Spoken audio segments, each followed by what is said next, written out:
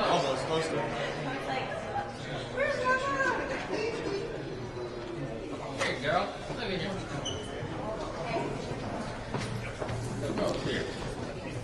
All right, well, I'll say what I said just a moment ago. Chairman Jordan and I have been very clear. We issued a lawful subpoena to the president's son. This has been a 10-month investigation, a credible, transparent investigation that has produced a lot of troubling evidence. We have lots of questions. Hopefully you all have had an opportunity to go in the committee room and see the boxes of documents that we've accumulated, tens of thousands of pages of documents. We have lots of specific questions. This is an investigation about public corruption at the highest levels of our government. The American people expect Congress to investigate this because I think one thing that Chairman Jordan's proven is the FBI, the DOJ, and the IRS, as we've heard from the whistleblowers, have all dropped the ball. So the House Oversight, House Judiciary Committee are conducting this credible investigation that an overwhelming majority of Americans want. We have specific questions for the president's son. He does not get to dictate the terms of this subpoena. So with that, I'll turn over to Chairman Jordan. I would just point out that I've had a chance now to review what Hunter Biden said in his press conference, and I think he made an interesting statement. He said his father was not financially involved in the business.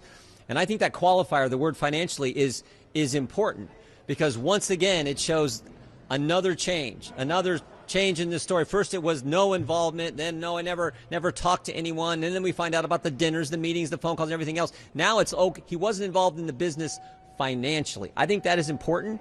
It's one of the reasons we want to talk to Hunter Biden. Second thing I would say is this: in a few hours, I think the House of Representatives is going to pass the impeachment inquiry, and that is an important step. If you talk to any scholars in this, I think we could proceed as we did under Speaker McCarthy where he announced it, but this is an important step. The impeachment power resides solely with the House of Representatives. If a majority of the House now says we're in an official impeachment inquiry as part of our constitutional duty to do oversight, that carries weight. That's going to help us get these witnesses in.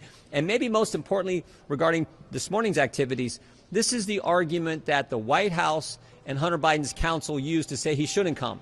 Okay, we disagree. We thought he should have been here. But when we take that vote this afternoon, what's our argument going to be then? We think he should come in. And if he doesn't, we're going to move forward with contempt proceedings. There's a process we have to follow, but we plan to do that. Had Hunter Biden come in today and answered 3-4 hours of questions, do you think some Republicans would have backed off on the inquiry tonight, possibly, or were you guys hell-bent going forward no matter what? No, they're not going to hold back because we've requested thousands of emails that they still will not turn over. We've requested transcribed interviews with certain White House staff that they've instructed not to come. So the White House continues to obstruct, and I think you're going to see a clear message from the House today for the White House to cooperate with this investigation. What's the latest on that? She's coming. Yeah, she's coming. She's coming. Yeah, she's coming. We know. We definitely know come. There has to be a report filed. We're scheduled to depart for the Christmas break tomorrow, but we will begin moving on that report working with the lawyers on the Oversight Committee and lawyers on Judiciary Committee and Oversight Committee to get that ready. But there's a process you have to go through, but we will initiate that process. Are you concerned if you are able to pass a contempt resolution and then you refer that to the Biden Justice Department, how they might handle it? How do you think that process plays itself out? Well, it's supposed to be equal treatment under the law. We know what they we know how aggressive they were with other individuals who've been held in contempt. We'll see what happens here. But all we can do is, we can do our job, and we're going to do that. Do you think it's something the special counsel should handle? Or? We're going to do our job. Chairman Jordan, you yourself have refused a congressional subpoena in the past. Can you speak to the differences here? Actually, I did not. I responded. You can go look at the letters. I never said no to it. I just want to know how it was going to work and the process was going to work. And wrote them a letter, and they didn't do it. They didn't do a darn thing. So. But Chairman Jordan, one thing Hunter Biden said this morning was Republicans have bought his addiction. I have not. For Chairman Comer or Congressman Green, what do you think of that idea that he's saying you guys are I'm not. mocking addiction. And We've never mocked his addiction. Again, this is an investigation of Joe Biden. Hunter Biden's a key witness because we have a simple question, and the majority of Americans have a question. What did the Bidens do to receive tens of millions of dollars from our enemies around the world? That's a simple question. Every American wants to know. What did you do to receive the money? And we also want to know what role Joe played, because, quite frankly, it's hard for me to believe, I'll speak for myself, that all these oligarchs and the Chinese Communist Party were wiring Hunter Biden millions of dollars because they liked him, because he added value to something. We believe, as what Devin Archer testified in the transcribed interview, that they were selling the brand and Joe Biden was the brand.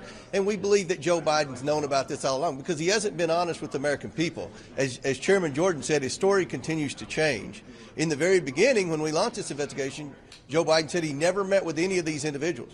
Now we know he met with all of these individuals. The narrative when we started this investigation was that no money ever transferred to the Bidens while Joe Biden was vice president.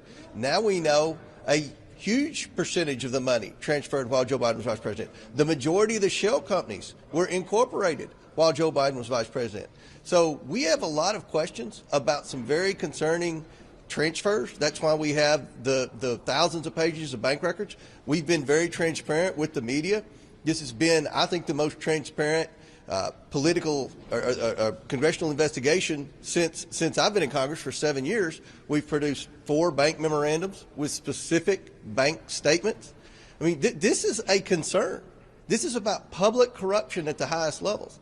And, you know, the president's son does not get to set the rules. I mean, he's had a pretty good run with the Department of Justice, with the IRS, and with the FBI. But these 2 committees are going to hold firm. We have taken steps to go by the book in this investigation.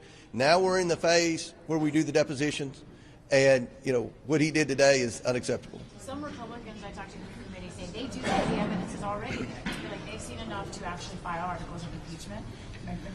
But you two, Chairman, do you feel like you've seen enough now? Personally?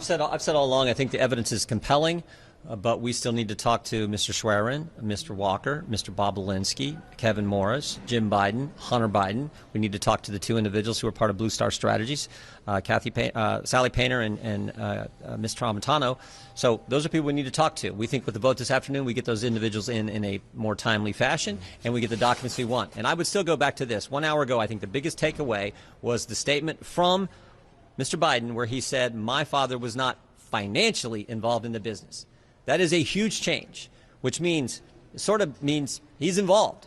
I think that's how anyone with common sense would read it. He's been involved, just not financially. That is a huge departure from everything they've said now for the last 3.5 years. So, as the chairman pointed out, the White House's story has changed multiple times. The Justice Department story has changed multiple times on how they handle this investigation. But the story that hasn't changed, the testimony that has been consistent and stood up to cross-examination, is the 2 whistleblowers. Their story has not changed, and frankly, it's been buttressed and reinforced by we've done 8 different depositions of people involved in the investigation at the Justice Department, the Hunter Biden investigation, and none of them have refuted what those guys say. So over time, it just keeps changing from the White House. And this statement today, I think, is the biggest news of the morning, I guess, along with the fact that he didn't show up, which he's supposed to do. Thank you all very much. We got to go. One, Jim Biden, have you guys heard at all from his representatives? Yeah, our lawyers have talked to him. Yeah. You don't want to talk Is anymore? anything scheduled on that front? We're working on it. After the vote tonight, thank We're you right guys. here.